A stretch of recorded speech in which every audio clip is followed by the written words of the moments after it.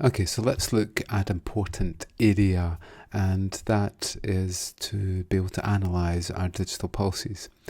So we might think that we've got nice pure pulses, nice square pulses, but really that never happens, and that our pulses are often affected by the communication channel and the devices in which we send them over. Okay, so let's have a look really at what our frequency and time domain looks like for our repetitive digital pulses. Okay, so here's the concept that we have. So we have a frequency domain. We have our frequency domain, and we have our time domain. Okay, so a single pure sine frequency appears as a single line inside our frequency domain. If we look at the time of the period of our sine wave, then we end up getting a frequency which is 1 over t. So if we have something like 1 millisecond in terms of our period, that equals 1 kilohertz frequency. Okay, so often when we're analysing our systems, we look at it in terms of the time domain rather than in the frequency domain. So this is our standard form of a sine wave. This is the frequency in here, and then this is the time there. And theta in this case is the phase delay. So we can start the waveform at any point with some sort of delay in phase. Okay, so what we'll find is that our signals are actually made up of these sine waves. With a repetitive signal, what we get is something that repeats with the same pattern, and so it's quite a convenient way for us to be able to analyze. So in this case, we might have a pulse that just repeats on a repetitive period. So what we find is that ends up being a whole lot of discrete frequencies. If we have a continuous waveform, it might look like this, and it's changing, then our frequency spectrum is made up of a continuous frequency spectrum. So when we look at digital pulses, we often look at them in terms of repetitive signals. This is the average value here that we have, and then we have our fundamental frequency, and then we have our second harmonic, our third harmonic, and then so on. So it might be made up of a whole lot of cosines, or even with sine waves. We define it in terms of omega, so omega is equal to 2 pi f. Okay, and that's the way that we represent the 2 pi f as an omega. In this case, we have f1, which is the fundamental frequency, and then we have multiples of that to give us our different frequencies that make up our signals. So with repetitive signals, what we have is that we have a certain spectrum. So in this case, we have a fundamental here. We then have a second, a third, fourth, and a fifth. And each of these have got certain amplitudes that we deal with. So the waveform that's produced will be a summation of all these different frequencies. So we'll just have a look at that as an example. Okay, so here we go. So let's go for a waveform. So we'll make this a little bit bigger.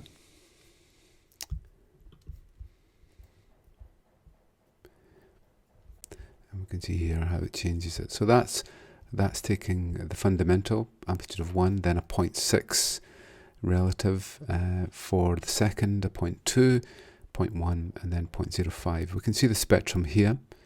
So there is our fundamental frequency. And then next we get our first harmonic at 10, second harmonic, and third, 3 times the frequency, 4 times the frequency, and so on. Okay, so in this way we make up our waveforms. What we'll find is that our digital signals are actually made up through these odd harmonics. Okay, so you can see once we take the even harmonics away, we're looking much more flatter and squarer. And it's these odd harmonics which actually are the ones which make up our pulses.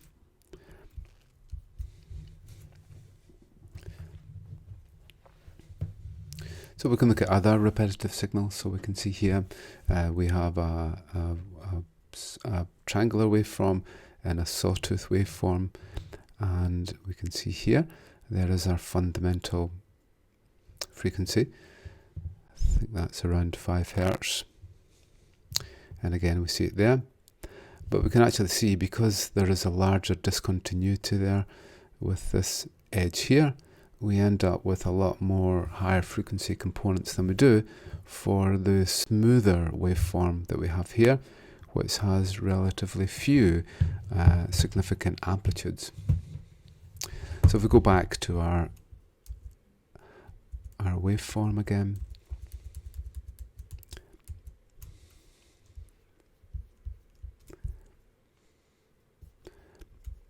and we can look at our plots.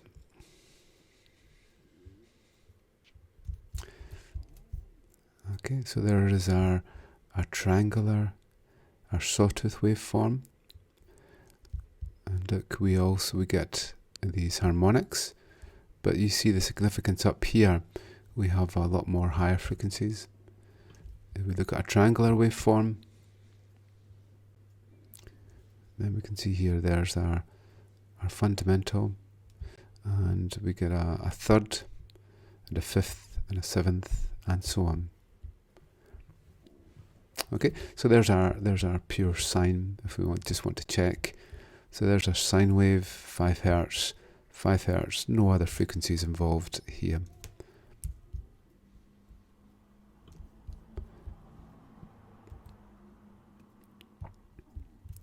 Okay, so if we take an example here, so in this case we've got an amplitude of 1, a third harmonic at 0.3 and a fifth harmonic at 0.2 relative.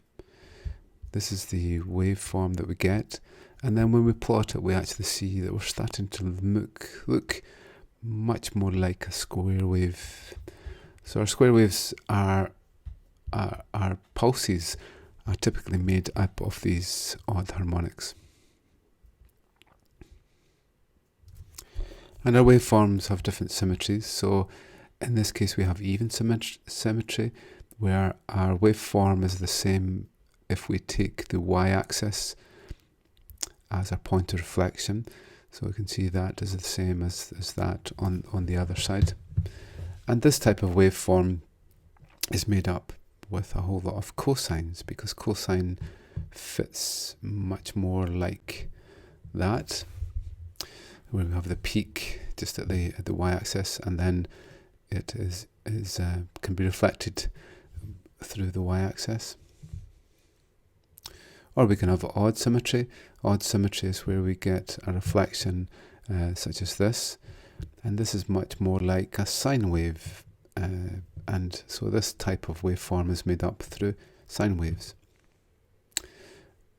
And then we get what's called half symmetry, and in this case we get no even harmonics and only odd harmonics.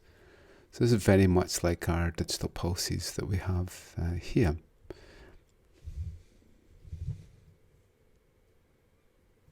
Okay, so now let's look at our digital pulses and see if we can actually analyze what the response looks like. Okay, so this is our repetitive pulse stream. So let's say we're just sending a pulse down a line with a certain period. Okay, so there's the period and there's the time. We define what's called a duty cycle. Duty cycle is the ratio of the pulse width to the repetition time. Okay, so we might get a narrow pulse that is repeated over a certain amount of time, or we could get longer pulses like this. So we need to understand the difference between the frequency components of each of these. So the way that we calculate it is that we have an average value. So the average value is basically just the average of the peak voltage divided times the duty cycle. So it's T, the pulse time, divided by the repetition time will give us our DC, or our average value for the pulse. Okay, so the smaller the pulse as related to the pulse width, the lower the average will actually be. So this one here has a higher average than the other one because the time of the pulse is higher as a ratio to the repetition time. Then what we have is that we have what's called a sin x over x type response. So the actual amplitudes of the frequencies within inside the response is equal to 2 times v, the peak, times the duty cycle. Sine and n is the harmonic number, x over x, where x is equal to this value here. So if we go ahead and actually plot, this is what a sine x over x component actually looks like. That's sine x over x, goes a little bit like that if you actually plot it. So if we look at our discrete frequencies, we actually find out there's the DC value, and then if we take each of our frequencies, they fit into the sine x over x response. Okay, so let's take a worked example.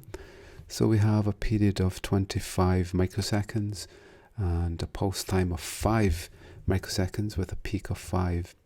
To work out the DC value, then it's quite easy. It's just 5 times the ratio of the pulse time divided by the period.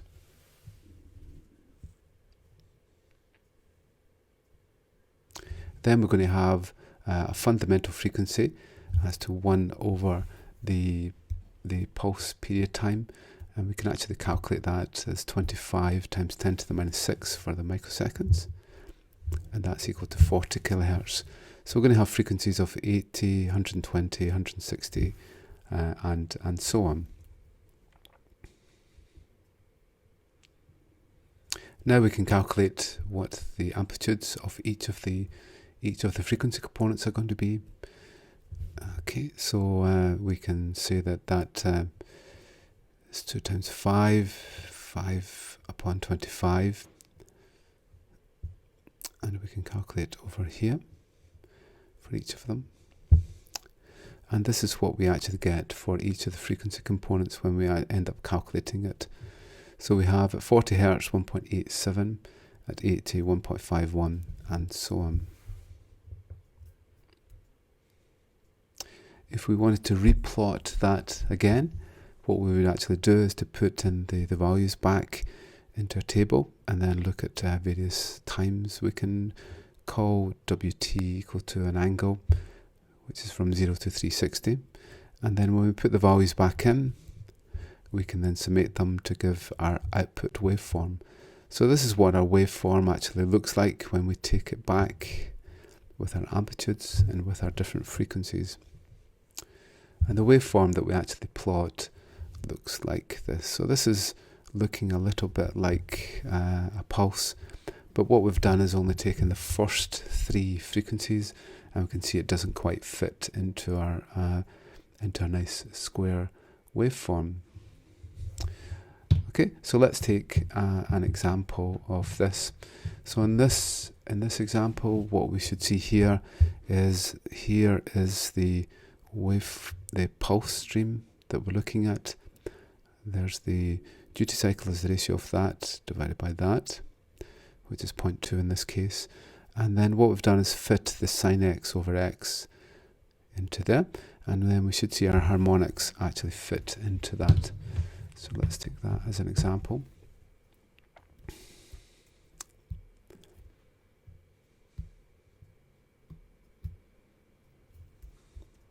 Okay, so here we are. So there's 0.2. We'll go for a frequency, in this case of 2 Hz. So that's what we saw before. There's the 1.87, 1.51, 1.009, and so on. So that was exactly what we calculated before. And this is after we take the frequency spectrum. So we can see we've got 1 Hz, 2 Hz, 3, 4, 5, which seems to be 0. That's about right.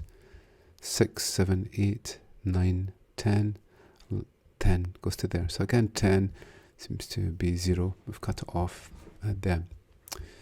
Okay, so this is the reconstructed frequency response here, and I think we've used up to the 6th harmonic there. There's the second, there's the first, second, third, fourth, fifth, and sixth. So this is the pulse stream that's actually reconstructed up to the 6th frequency. So if you brought in all the frequencies right up the way to here, then you would actually start to see it look much more like a pulse. Okay, we can try a different frequency, and we'll see how that affects our waveform. Okay, so now we've got same duty cycle, but we've now got 4 Hertz. And we can see here we've got there's our average value here.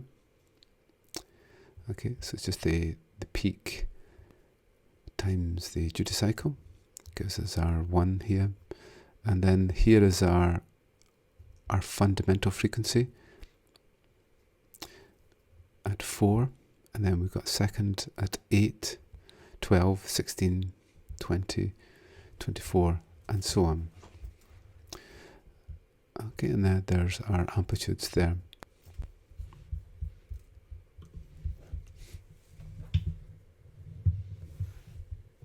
So there's the example of 0.3. So with 0.3, we can actually see that we have our 3 Hertz, 6 Hertz, 9 Hertz, 3.